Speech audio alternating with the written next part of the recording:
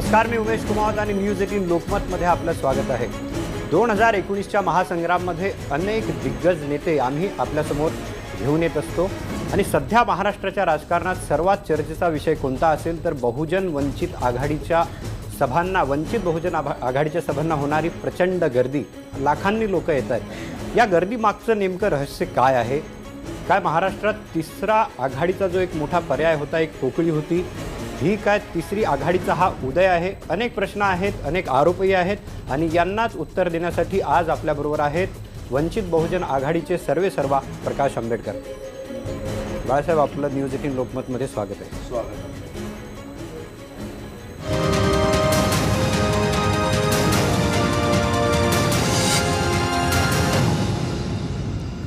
बाळासाहेब, पहिला प्रश्न हाच की सगळ्यांना म्हणजे मोठं हे कोडं पडतंय की वंचित बहुजन आघाडीच्या ज्या सभा आहेत त्यांना लाखांच्या संख्येनं प्रचंड गर्दी होते, प्रत्येक ठिकाणी गर्दी झाली। शिवाजी पार्कची तुमची एवढी मोठी सभा झाली, त्याच्यामागचं रहस्य काय?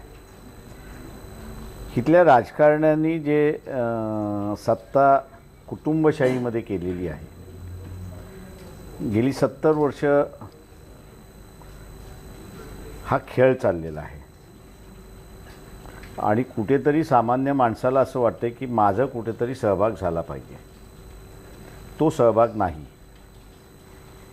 दुसरं सगळ्यात मोठं, कितीही आपण लपवत असलो आणि कितीही काही करत असलो तरी मराठा वर्सेस ओबीसी हे फार मोठं अंडरकरंट आहे असं मी त्या ठिकाणी मानतो आहे। आणि ओबीसींमध्ये कुठेतरी ही भावना निर्माण झालेली आहे की यापुढच्या राजकारणामध्ये आपण जर सहभाग घेतला नाही आणि आपण आपली सत्ता आणली नाही तर जे काही आपल्याला मिळालेलं आहे ते सगळं निघून जाईल। आणि म्हणून एक प्रबळ इच्छा की आपलं सगळं आहे ते मिळालं पाहिजे।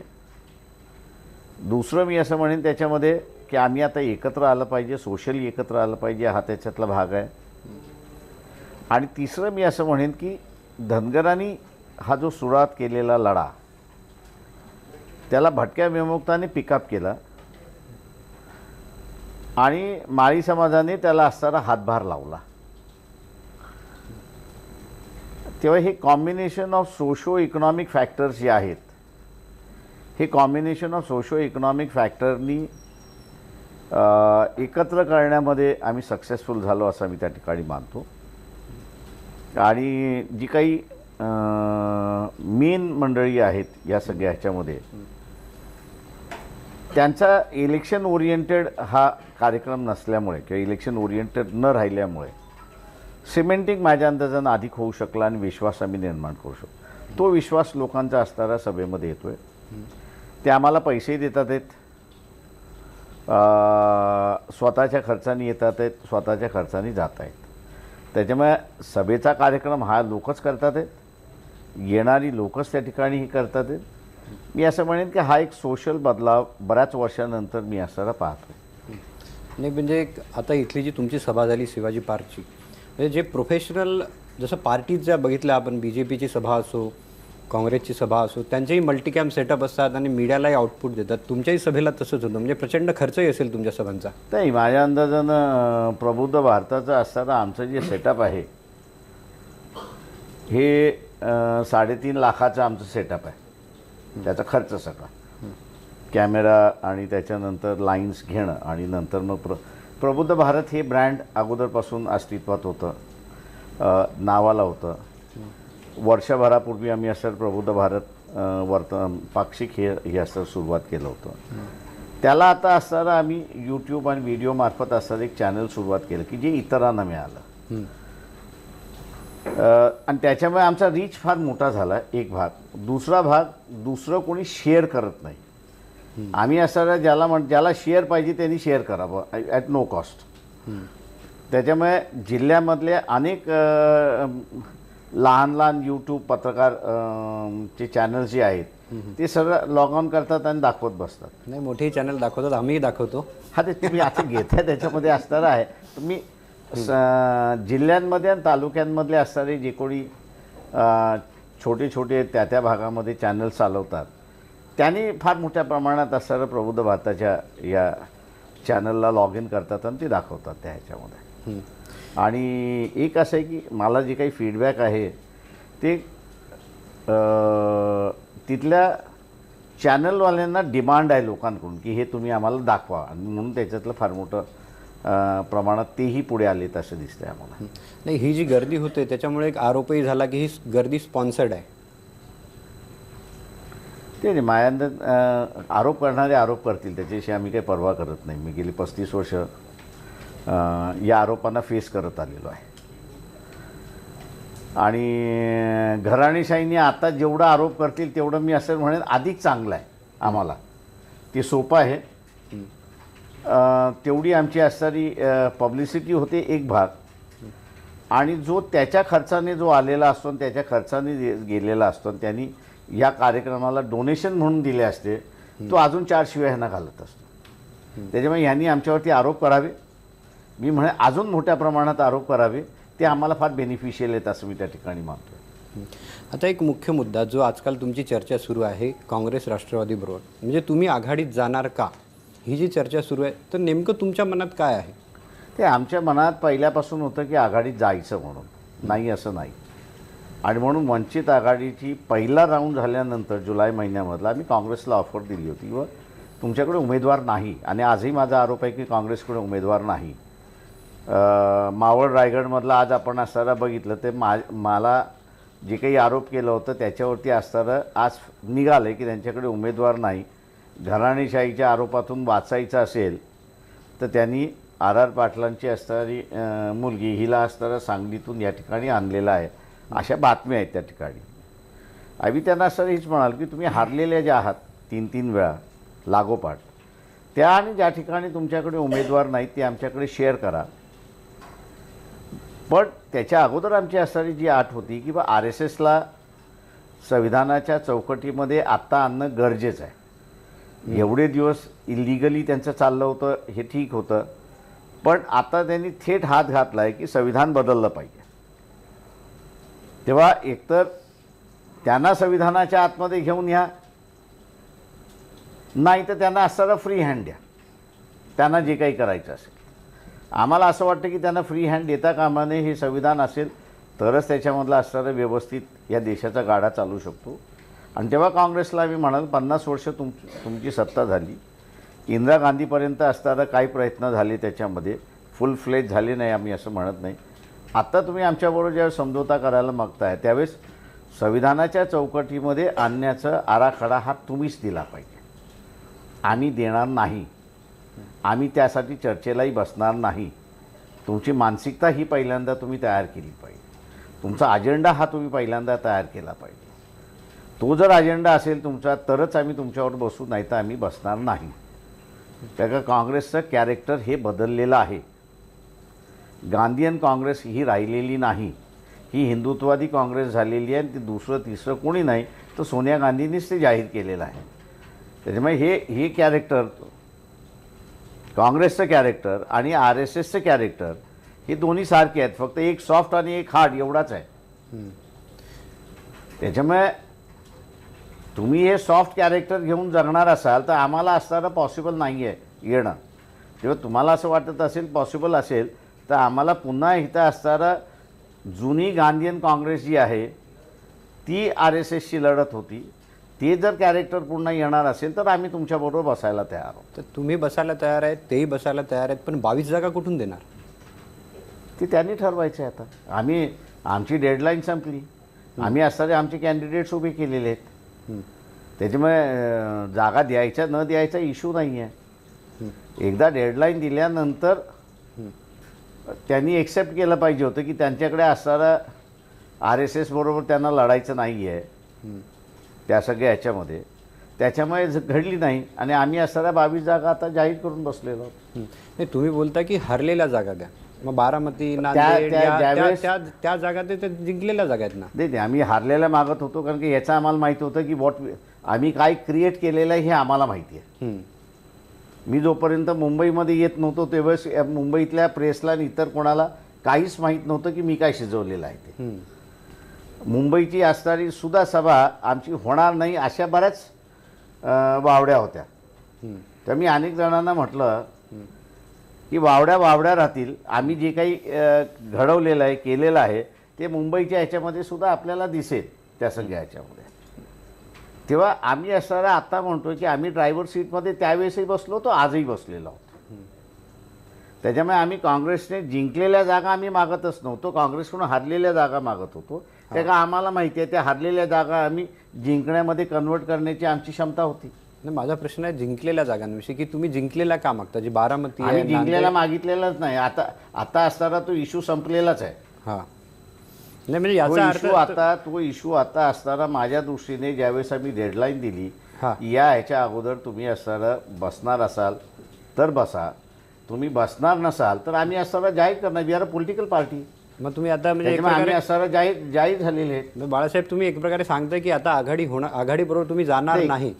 कालही लक्ष्मण माने काँग्रेसने बोलवलेल्या मीटिंगमध्ये गेले, त्यावेळेस त्यांनी व्हेरी क्लिअर सांगितलं की आम्ही 22 जागा डिक्लेअर केलेल्या आहेत, त्या नॉन निगोशिएबल आहेत. उरलेल्या जागेंवरती आम्ही निगोशिएट करायला तयार आहोत, प्रोव्हायडेड RSSचा आराखडा तुम्ही दिला तर. तुम्ही दिला नाही तर आमच्याकडे दुसरा मार्ग आहे. पोस्ट इलेक्शन मार्फत आम्ही हा नॅशनल अजेंडा करून घेऊ. त्या मीटिंगमधून अशोक चव्हाणांनी तुम्हाला फोन केला होता? नाही, मला नव्हता केला. की ते राहुल गांधीशी तुम्हाला बोलायचं म्हणून? नाही. ही आमची कमिटी स्थापन झालेली आहे.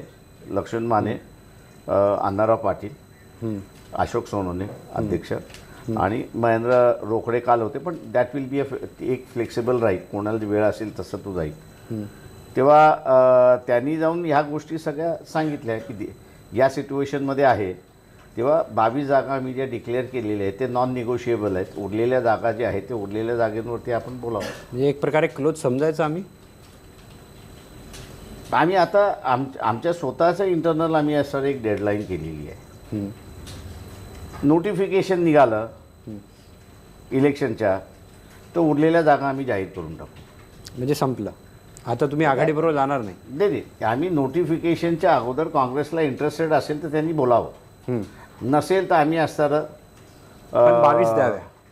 उरलेल्या ज्या जागा आहेत म्हणजे 22 द्याव्या. तुम्ही 22 जाहीर केलं, त्यांनी अजून 22 द्याव्या. त्यांनी द्यावेत की न द्यावे हा नाही इश्यू आम्ही जाहीर करण्याचा आहे. त्याच्यामधलं उरलेला त्यांच्या देण्याचा आणि घेण्याचा इश्यू राहिलेलाच नाही. आता प्रकाश आंबेडकर, मला तुम्हाला विचारायचं आहे की डायरेक्ट 12वरनं 22 ही मॅजिक फिगर कशी काय आली? मॅजिक फिगर नाही. आम्ही त्यावेळेसही म्हणत होतो की 48 आम्ही लढण्याची ताकद ठेवतो. आम्ही फक्त एवढंच बघत होतो की आमची स्ट्रेंथ जी काही आहे ती विधानसभेसाठी प्रिझर्व करावी असं आम्ही त्या ठिकाणी चाललो होतो. आणि म्हणून काँग्रेसला आम्ही ती ऑफर दिली होती. पण काँग्रेसने ती ऑफर स्वीकारली नाही. त्याच्यामुळे नाईलाजाने आम्हाला असताना आता 48 जागा लढाव्या लागतात आहेत. तुमची ही भूमिका म्हणजे काँग्रेस राष्ट्रवादी नेत्यांचं म्हणणं आहे की तुम्ही अप्रत्यक्षरित्या भाजपाला मदत करताय थेट. माझ्या अंदाज जो कोण मूर्ख असेल तोच हे स्टेटमेंट करेल. याचं कारण असं आहे की ही वंचित बहुजन आघाडीची सुरुवात जी आहे ती धनगरांनी केलेली आहे पंढरपूरपासून. मागच्या निवडणुकीमध्ये धनगर हा असताना पूर्णपणे 100% BJP बरोबर होता. तेव्हा वंचित बहुजन आघाडीचा पहिला स्ट्रोक हा जर कोणाला बसला असेल तर सेना BJPला बसला. काँग्रेसकडे असणारा जो मतदाराचा सेक्शन आहे तो मराठा सेक्शन आता आहे. OBC मध्यंतरी मी जसं म्हणालो की त्यांच्यापासून दूर गेलेला आहे.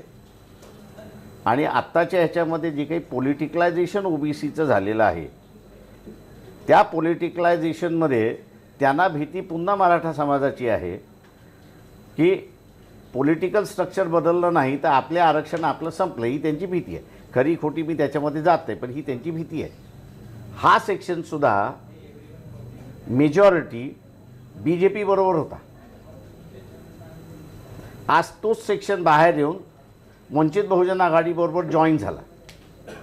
त्याच्यामुळे लॉस हे जर आपण बघितलं तर हा लॉस सेना BJPचा मोठा आहे रादर दॅन काँग्रेस. त्याच्यामुळे काँग्रेस आत्ता असताना आयसोलेट झालेली आहे त्या सगळ्या ह्याच्यामध्ये. आणि आयसोलेट झाली असल्यामुळे त्यांना आता असताना काय टीका करावी काय टीका करू नये हेच कळत नाही आहे. म्हणजे सोशली ज्या मुवमेंट्स आहेत ते बघायलाच तयार नाहीत असा आमचा आरोपच आहे त्याला. साहेब, एक प्रश्न आहे. तुम्ही RSSला संविधानाच्या चौकटीत आणण्याची मागणी करते, त्यासाठी आराखडा करावा अशी मागणी. नेमकं तुम्हाला अपेक्षित काय आराखडा असायला असला आमच्याकडे पाहिजे? तयार आहे. आम्ही आता प्री इलेक्शन तो डिस्कस करणार नाही. ज्यांच्याबरोबर कधी आम्ही असताना उद्या आमचे निवडून आले असं धरून चाला केंद्रामध्ये, आणि ज्यांच्या कोणाबरोबर सत्ता फॉर्मेशन करायची आली आणि ती सत्ता फॉर्मेशन करत असताना आम्ही BJP सेनेबरोबर कधीही जाणार नाही. जे काही फॉर्मेशन ह्या बाजूने होणार असेल तर त्यांच्यापुढे आमची ही पहिली अट राहणार आहे की RSSला संविधानाच्या चौकटीमध्ये आणणं ही आमची पहिली अट राहणार आहे, आणि त्यांच्यापुढे आम्ही तो फॉर्म्युला ठेवणार. पण RSS असं कोणतं असंविधानिक काम करते ज्यावरती तुमचा आक्षेप आहे? अनेक वरपासून खालपर्यंत ते असंवैधानिकच आहे. थोडक्यात म्हणायचं झालं तर हिटलर के जशी SS होती तसं RSS स्वतःला भारतामध्ये प्लेस करते अबाव ऑल. तुम्ही एकदा तरी असताना RSSचा प्रमुख प्रेसिडेंटच्या ऑफिसमध्ये जाताना बघितलं आहे का? एकदा तरी RSSचा प्रमुख प्राईम मिनिस्टरच्या कार्यालयामध्ये गेला आहे का बघितलं आहे का?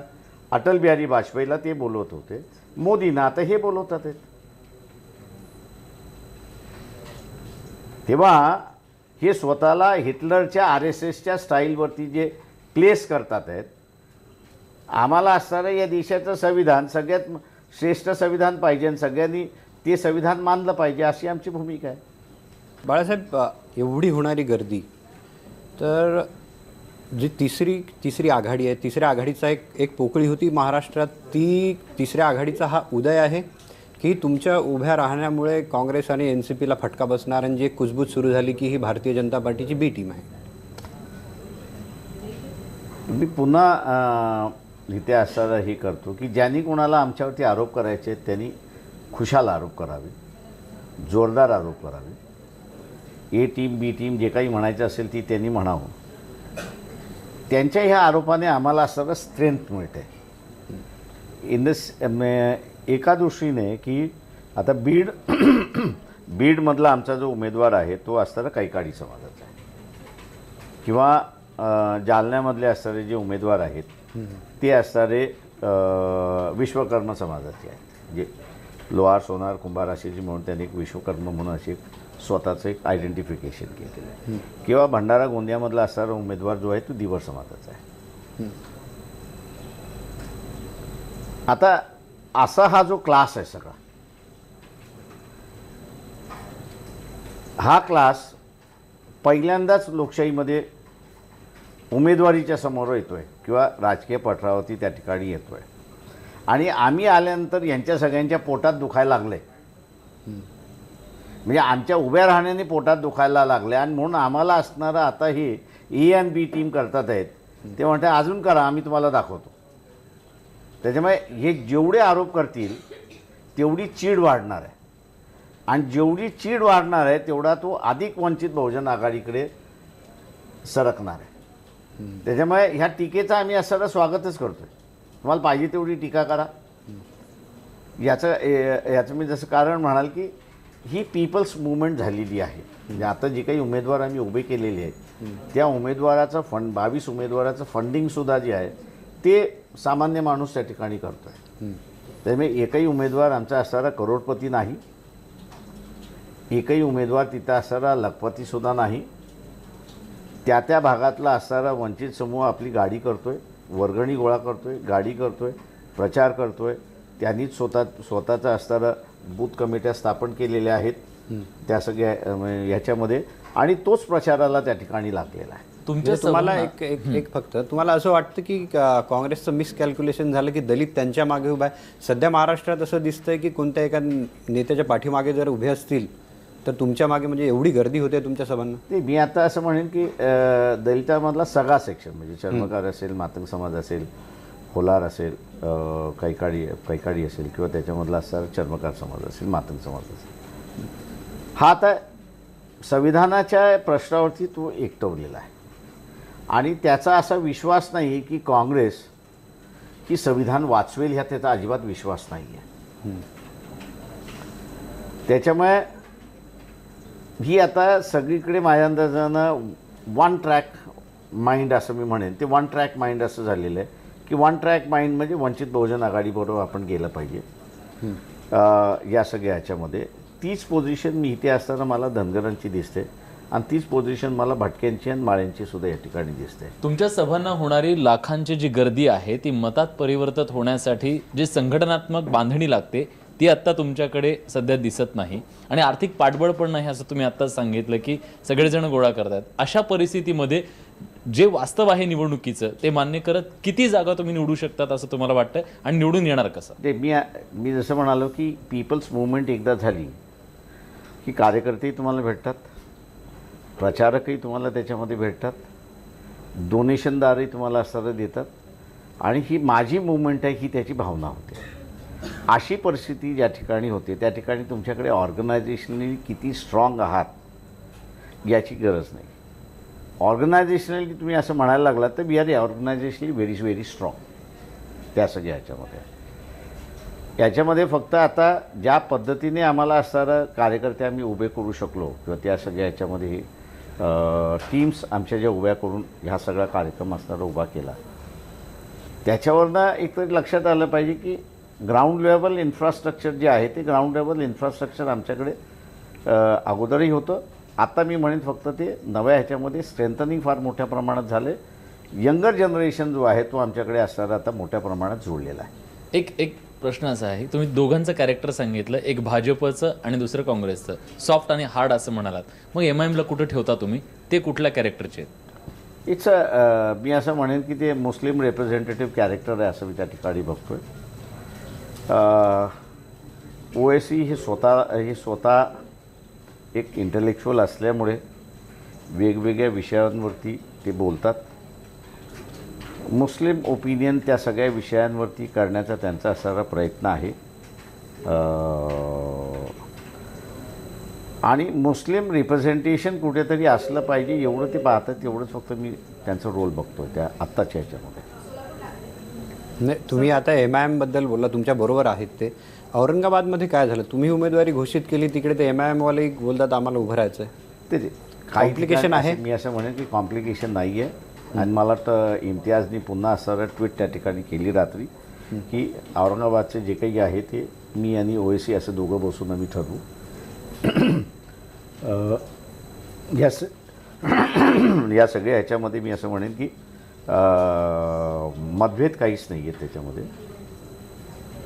एखाद्या कुठल्या तरी लोकसभा मतदारसंघामध्ये MIMच्या काही कार्यकर्त्यांनी वक्तव्य केलं असेल ते MIMनी केले वक्तव्य असं धरता कामा नये. ते त्या युनिटनी केलेलं वक्तव्य आहे, रिझॉल्व्ह होऊन जाईल, त्याच्यामध्ये काही अडचण नाही.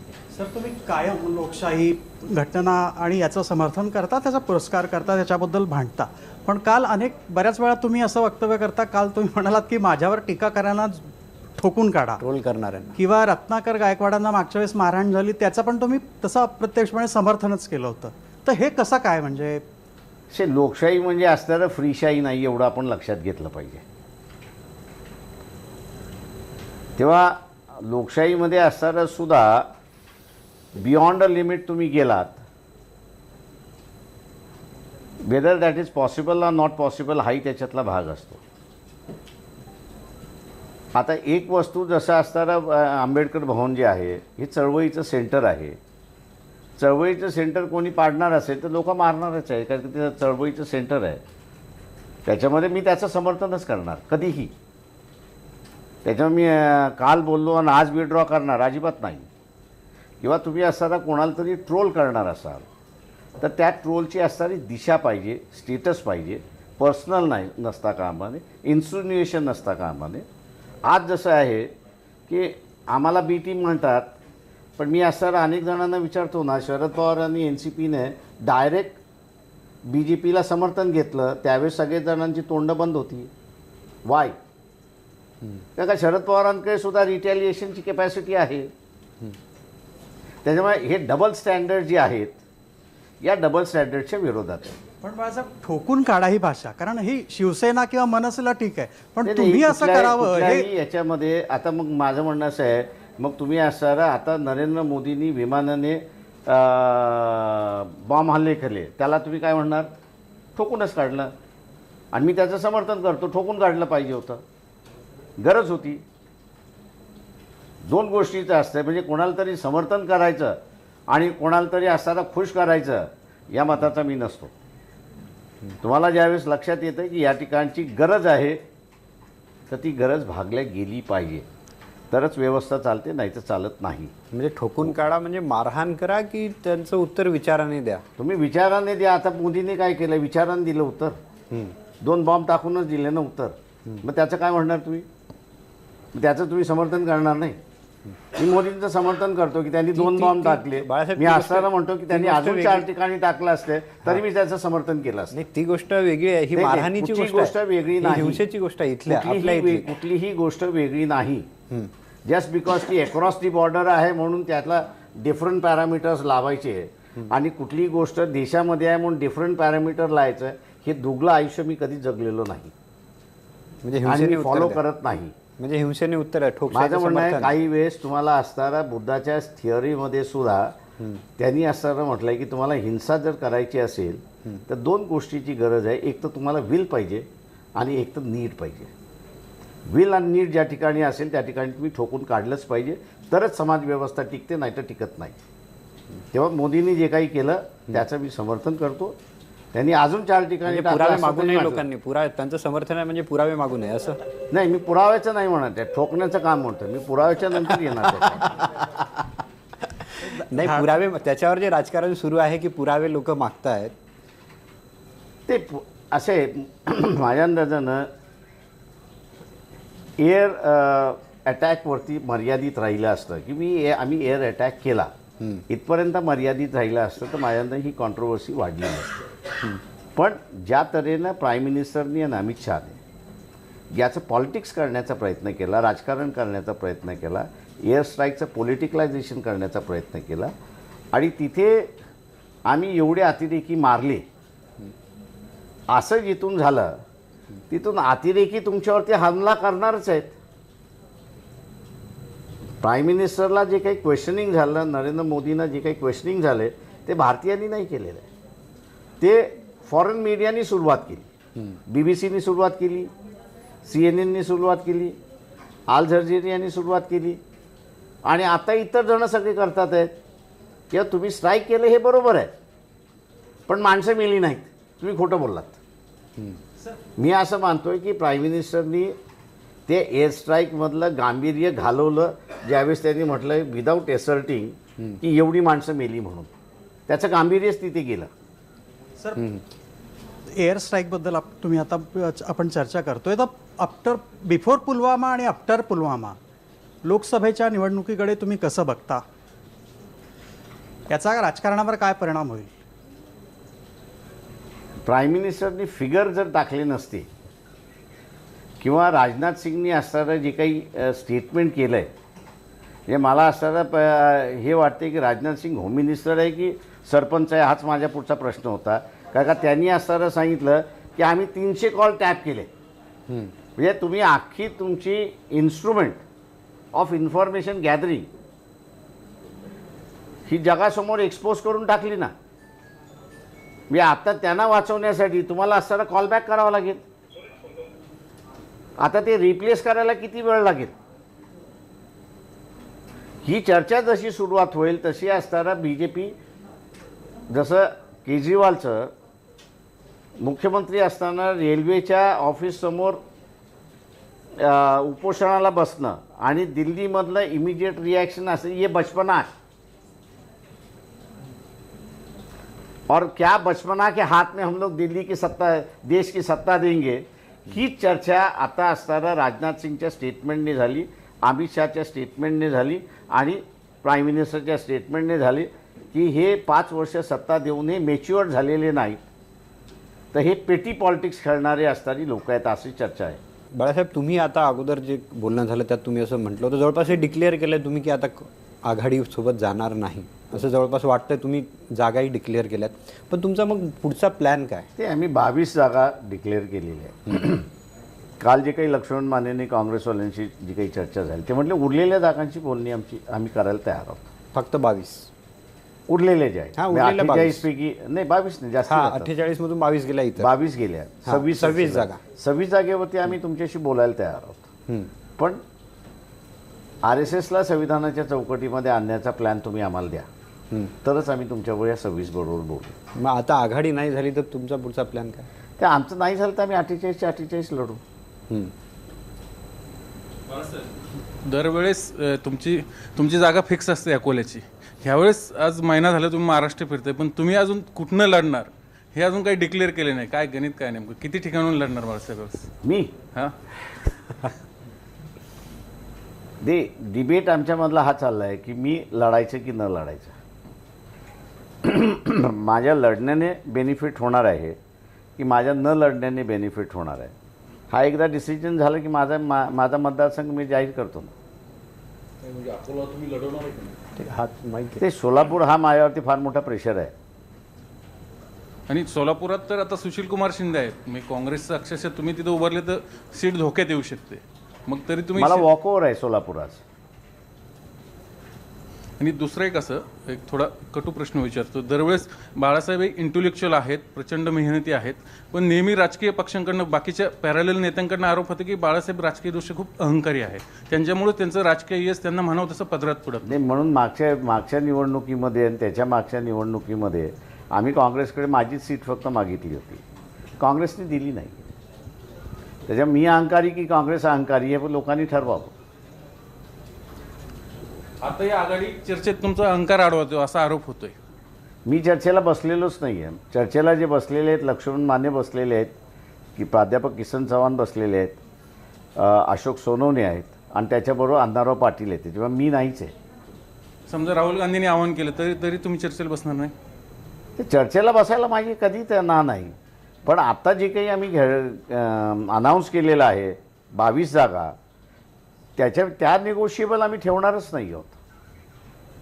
ॲज अ पॉलिटिकल पार्टी म्हणून ज्याला उभं केलं आहे, ज्याला अनाऊन्स केलेलं आहे, त्याला फक्त काँग्रेससाठी मागाय घ्या असं म्हणणं चुकीचं आहे. दुसरं एक तुम्ही पवार त्याच्यामुळे ह्याला कोणी अहंकारी म्हणत असेल तर ते लेबल मी लावून घ्यायला तयार आहे. बाळासाहेब, तुमच्यावर तुम्ही मधल्या काळात असा आरोप केला होता पवारांच्यावरती, आणि तुम्ही नेहमी पवारांच्यावरती आगपाकड करता. पवारांच्याबद्दल तुम्हाला असा एवढा आकस काय आहे? आणि पवारांनी लोकांनी खरं रिपोर्टिंग केलंय का? नाही, मला असं म्हणायचं, माझं तोंड जर मी ओपन केलं आणि माझी माहिती जर मी ओपन केली तर सगळे पत्रकारांनीतले सगळे राजकारणी एक्सपोज होतील.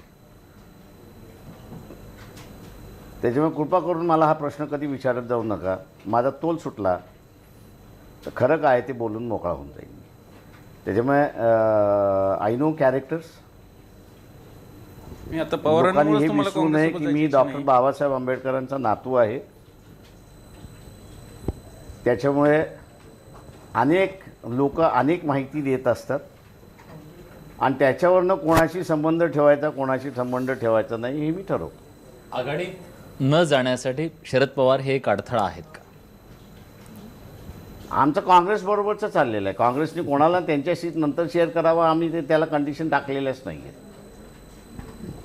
मी अगोदरपासून म्हटलं की आम्ही असं काँग्रेसबरोबर बसू. आम्हाला ज्या सीट काँग्रेसने 12 दिल्या असत्या तर उरलेल्या सीटबद्दल काँग्रेसने कोणाबरोबर बसावं याची आमची कंडिशन नव्हतीच.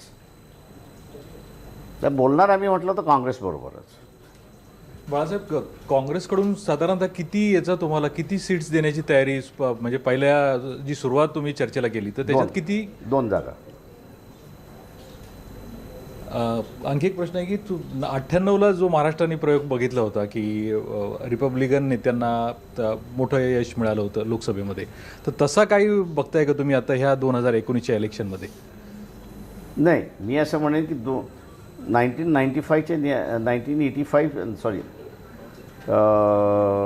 1995च्या निवडणुकीमध्ये बहुजन आघाडीचा जो आम्ही प्रयोग केला होता त्याला जो यश मिळाला होता त्याच्यापेक्षा हा बिगर यश असं मी मानतो.